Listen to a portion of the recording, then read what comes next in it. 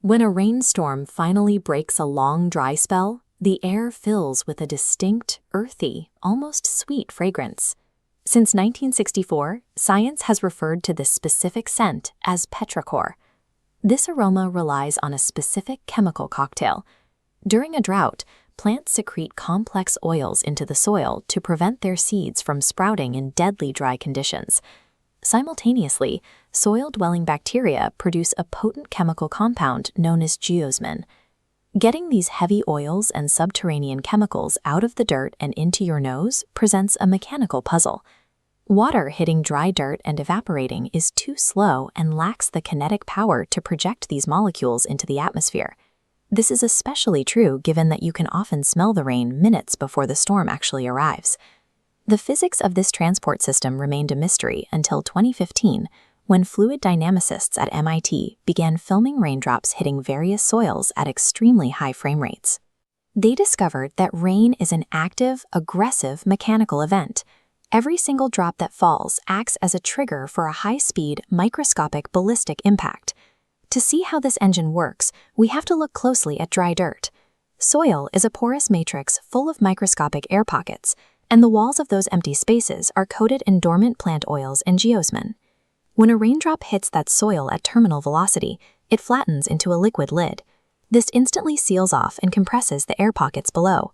The trapped air forms a highly pressurized microbubble, and basic buoyancy forces it to accelerate upward through the thin layer of water. As this microbubble rises, it physically scrapes against the rough inner walls of the soil pores.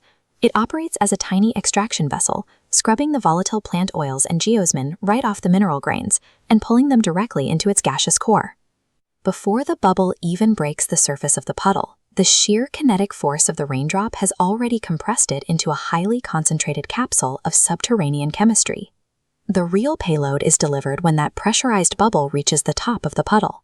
It pushes against the surface, stretching the water into a dome just a few nanometers thick.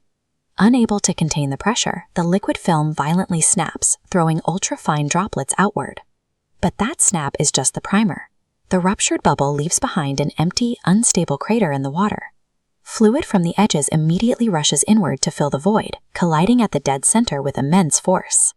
With nowhere else to go, that colliding water shoots straight up. This forms a microscopic liquid spike known as a Rayleigh jet. The tip of this high-speed jet fires tiny spherical aerosols loaded with geosmin directly upward. Ground-level air is usually stagnant due to surface friction, creating an invisible ceiling known as the boundary layer. The jet launches the aerosols fast enough to punch right through this stagnant zone. Once airborne, they catch the ambient wind currents. Their water shoals evaporate almost instantly, leaving the pure, gaseous scent molecules suspended in the breeze. That wave of fresh, earthy fragrance you smell rolling in on the breeze is entirely the result of this microscopic, synchronized artillery bombardment operating right beneath your feet. This intricate catapult system launches living biology alongside those chemical scents. The aerosol droplets generated by Rayleigh jets are large enough to act as transit vehicles for living organisms, with a single droplet capable of carrying thousands of live soil bacteria. When a storm passes over infected Earth, the exact same mechanical launch sequence that creates petrichor becomes a highly efficient airborne dispersal system for soil-dwelling pathogens. This fluid dynamic process helps epidemiologists track public health anomalies, like sharp spikes in melioidosis. This rare and lethal lung infection, caused by the soil bacterium Burkholderia pseudomallei, frequently surges in tropical regions like northern Australia and Southeast Asia, immediately following heavy rainfall and cyclones. A similar launch sequence operates in the arid deserts of the American Southwest. When rain disturbs dry topsoil there, it lofts the dormant fungal spores responsible for valley fever directly into the wind.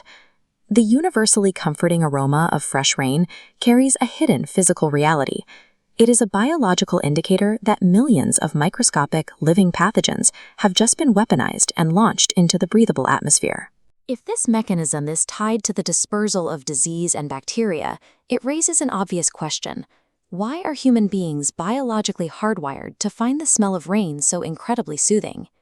In 2024, researchers screened over 600 human olfactory receptors and identified one specific protein, OR11A1.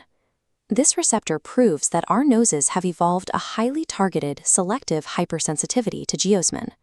We are so finely tuned to this chemical that a human being can detect geosmin at concentrations as low as 5 parts per trillion. That is the equivalent of sensing a single teaspoon of the chemical poured into 200 Olympic-sized swimming pools. To put that into perspective, the great white shark is famous for its ability to detect blood in seawater at 1 part per million. Your nose is roughly 200,000 times more sensitive to the smell of wet dirt than a shark is to the smell of blood.